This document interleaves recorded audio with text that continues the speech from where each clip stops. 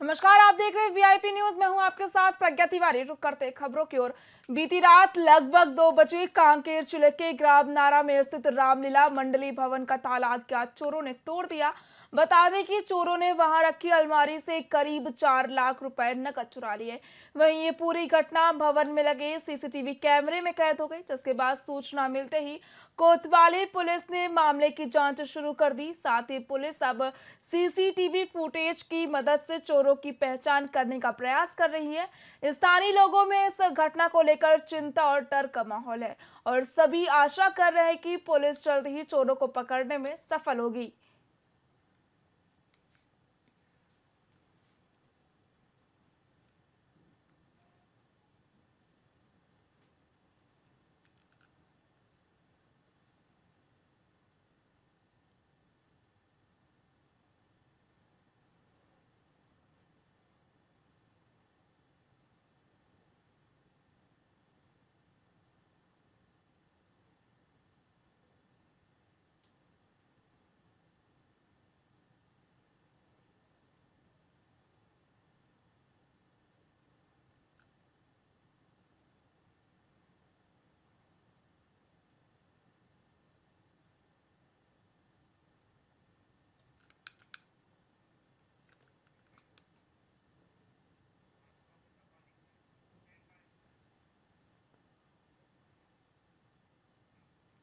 लोगों के लाइसेंस बनवाने के प्रति बढ़ते उत्साह और भीड़ को देखते हुए शिविर को 3 दिन और बढ़ा दिया गया है। इस दौरान 2000 टोकन का वितरण किया गया है। साथ ही लाइसेंस बनवाने की प्रक्रिया को तेज करने के लिए यातायात पुलिस ने प्राइवेट कंप्यूटर ऑपरेटरों को नियुक्त किया है, जिससे काम की गति बढ़ाई जा सके। वहीं कलेक्टर के निर्देशानुसार आरटीओ विभाग ने 13 ऑपरेटरों की ड्यूटी पर लगाया है। इन ऑपरेटरों के माध्यम से प्रत्येक दिन लगभग 300 लाइसेंस बनाए जा रहे हैं, जिससे शिविर में अब तक 900 से अधिक लोगों का लाइसेंस जारी किया गया है। वहीं नवरात्रि और दशहरे के त्योहार के बाद जिन लोगों को टोकन दिए गए हैं, उन्हें प्राथमिकता के आधार पर लाइसेंस बनाने की सुविधा दी जाएगी। ये पहल लोगों के लिए लाइसेंस प्रक्रिया को और सरल सुलभ बनाने के लिए की जा रही है।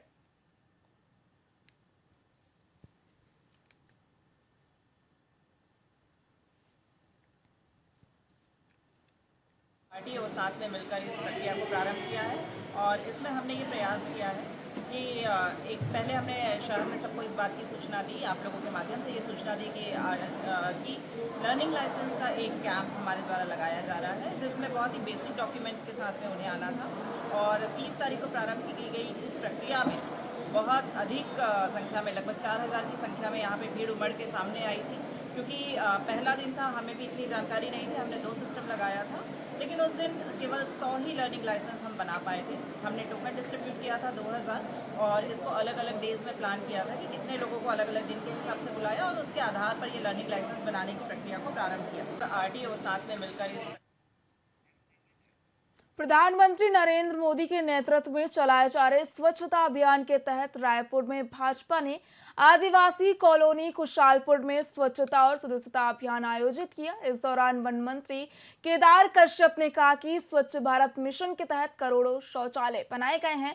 साथ ही उन्होंने ओडीएफ और हर घर नल से जल मिशन की सफलता को उजागर करते हुए इसे एक जन आंदोलन बताया।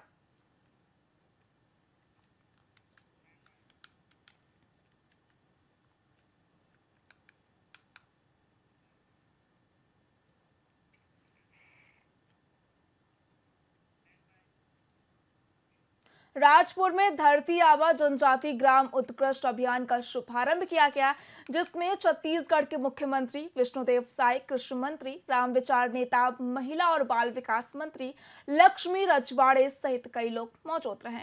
इस कार्यक्रम के दौरान मुख्यमंत्री विष्णुदेव साय ने 190 करोड़ रुपए के शिलान्यास और लोकार्पण की घोषणा की। उन्होंने कहा कि हमारी सरकार का उद्देश्य अति पिछड़े जनजाति समुदाय के लोगों को विकास की मुख्य धारा से जोड़ना है।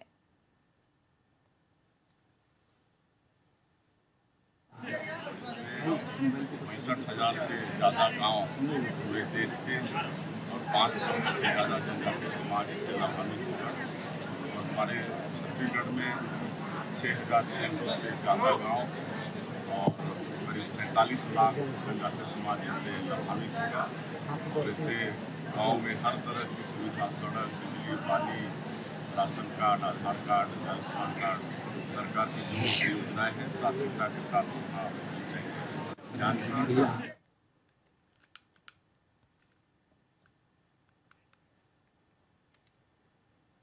3 अक्टूबर से 12 अक्टूबर तक चलने वाले नवरात्रि महापर्व की शुरुआत हो चुकी है। ये पर्व देवी दुर्गा की पूजा अर्चना के लिए समर्पित है, जिसमें भक्तों की ओर से उपवास और देवी के मंत्रों का जाप करने की परंपरा निभाई जा रही है। बता दें कि नवरात्रि के इन 9 दिनों में मां दुर्गा के नव स्वरूपों की विधिवत पूजा की जाती है। वहीं छत्तीसगढ़ में विशेष रूप से शक्तिपीठों और देवी मंदिरों में श्रद्धालुओं की भारी भीड़ देखी जा रही है। रायपुर के 1400 साल पुराने मां महामाया मंदिर में सुबह से ही भक्तों की कतारें देखने को मिली। यहां पर विशेष आरती कर 11,000 ज्योतिर्लिंग प्रज्वलित किए गए। इस मंदिर की खासियत यह है कि गर्भगृह में मां की मूर्ति सीधे दिखाई नहीं देती है, जो कलचुरी वंश के राजा मोरध्वज की गलती का परिणाम माना जाता है।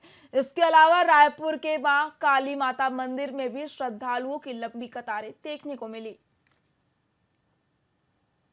ये नवरात्रि का त्यौहार जो हमारे हिंदुओं का बहुत प्रमुख त्यौहार है, इसको मनाने के लिए, इसको मानने के लिए लोग इतने ललायित रहते हैं, तन मन धन से माता की सेवा करते हैं, माता की आराधना करते हैं, सब परिवार में खुशी रहती है।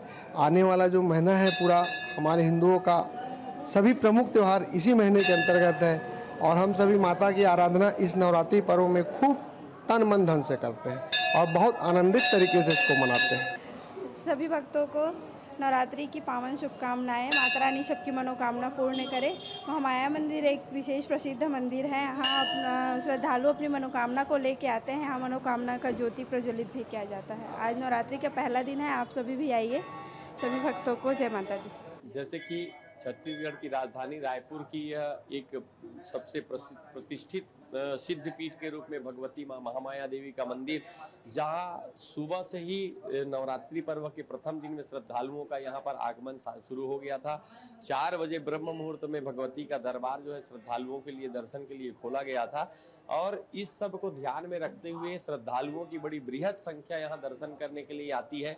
मंदिर ट्रस्ट के द्वारा बहुत ही समुचित ढंग से उनकी सुंदर दर्शन व्यवस्था आदि की व्यवस्था करके रखी जाती है, जिसमें उनके वाहनों की पार्किंग की व्यवस्था, उनके हाथ पैर धोने के लिए शुद्ध जल की व्यवस्था, जूता चप्पल स्टैंड की व्यवस्था, और कतारबद्ध होकर के श्रद्धालुओं के मंदिर दर्शन लाभ प्राप्त करने के लिए समस्त व्यवस्था मंदिर ट्रस्ट के द्वारा की जाती है। जगह जगह पर परिसर में सीसीटीवी कैमरे लगाए गए हैं, और मंदिर ट्रस्ट के जितने कार्यकर्ता सदस्यगण हैं वो भी पूरी तरह से ध्यान देकर के श्रद्धालुओं को दर्शन लाभ प्राप्त कराते हैं। देखिए, नवरात्रि का त्यौहार जो हमारे हिंदुओं का बहुत प्रमुख त्यौहार है, इसको रायपुर के साइंस कॉलेज ग्राउंड में प्रथम छत्तीसगढ़ हरित शिखर सम्मेलन का उद्घाटन मुख्यमंत्री विष्णुदेव साय ने किया। बता दें कि इस सम्मेलन में पारंपरिक वन संपदा, औषधीय उत्पादों और सांस्कृतिक धरोहर को बढ़ावा देने के लिए विभिन्न विभागों ने स्टॉल और प्रदर्शनी लगाई। वहीं मुख्यमंत्री ने स्टॉलों का भ्रमण कर औषधियों के महत्व पर चर्चा की और संरक्षण की आवश्यकता पर जोर दिया। इस दौरान वन मंत्री केदार कश्यप भी कार्यक्रम में मौजूद रहे।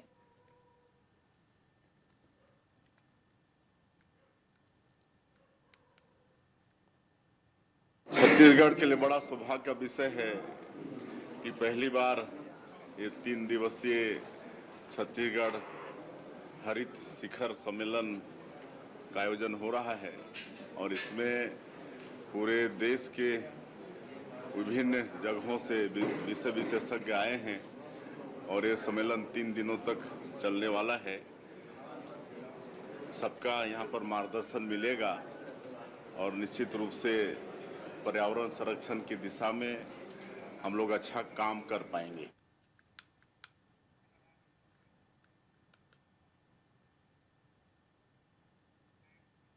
अनुसूचित जनजाति अधिकारी कर्मचारी संघ ने राज्यपाल और मुख्यमंत्री को स्मरण ज्ञापन सौंपा, जिसमें पदोन्नति में आरक्षण और अन्य संवैधानिक मांगों का उल्लेख किया गया। बता दें कि 17 सितंबर को पूरे छत्तीसगढ़ में ज्ञापन सौंपे गए थे, लेकिन शासन की ओर से अब तक कोई कार्रवाई नहीं की गई। साथ ही संगठन ने सर्वोच्च न्यायालय के आदेशों का पालन करते हुए वर्ग के आरक्षण को 17% करने और महाविद्यालयों में अतिथि प्राध्यापक भर्ती में आरक्षण लागू करने की मांग की है।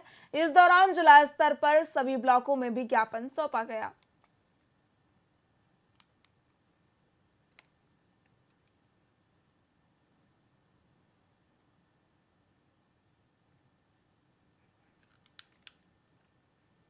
धर्मनगर दंतेवाड़ा में शारदीय नवरात्र के दिन दंतेश्वरी के मंदिर में श्रद्धालुओं की भारी भीड़ देखने को मिली। वहीं सुबह से ही भक्त दूर दूर से मां के दर्शन के लिए कतारबद्ध हो गए। बता दें कि न केवल स्थानीय लोग बल्कि देश विदेश के श्रद्धालु भी यहां पहुंचकर मां दंतेश्वरी के दर्शन का लाभ उठा रहे हैं। भक्तों की लगातार बढ़ती भीड़ को देखते हुए मंदिर समिति ने पुख्ता इंतजाम किए हैं ताकि सभी श्रद्धालुओं को सुविधाजनक तरीके से दर्शन का अवसर मिल सके।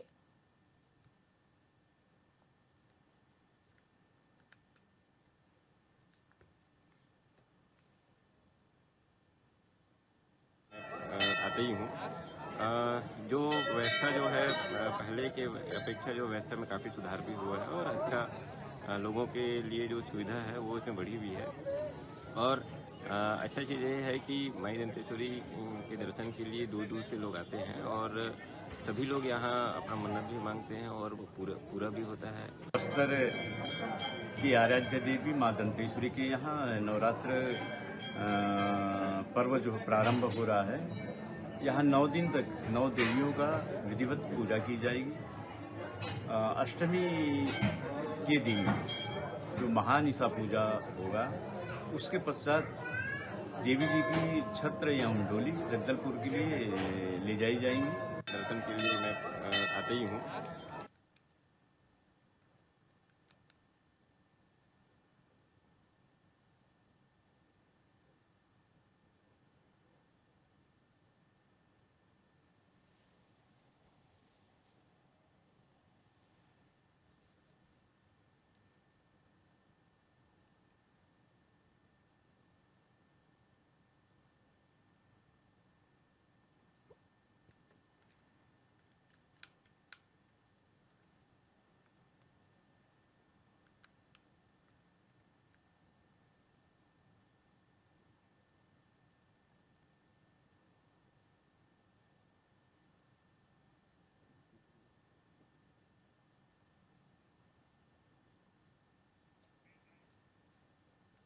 रायपुर के श्री अग्रसेन धाम में आयोजित भगवान महाराजा अग्रसेन जयंती महोत्सव 2024 में मुख्यमंत्री विष्णुदेव साय ने भाग लिया। उन्होंने महाराजा अग्रसेन की समानता और भाईचारे के संदेश की सराहना की और धाम के द्वितीय तल का लोकार्पण किया। बता दें कि मुख्यमंत्री ने अग्रवाल समाज की सेवाओं की प्रशंसा करते हुए कहा कि समाज की उन्नति के लिए संस्कृति और अर्थव्यवस्था का संतुलन जरूरी है। वहीं कार्यक्रम में उत्कृष्ट कार्य करने वालों को सम्मानित किया गया। सबसे पहले आप सभी को अग्रसेन जयंती की बहुत बहुत बधाई, बहुत बहुत शुभकामनाएं। और आज से नवरात्रि भी प्रारंभ हुआ है, तो नवरात्रि की भी बहुत बहुत बधाई, बहुत बहुत शुभकामनाएं। आज मेरा सौभाग्य है कि भगवान राम के वंशज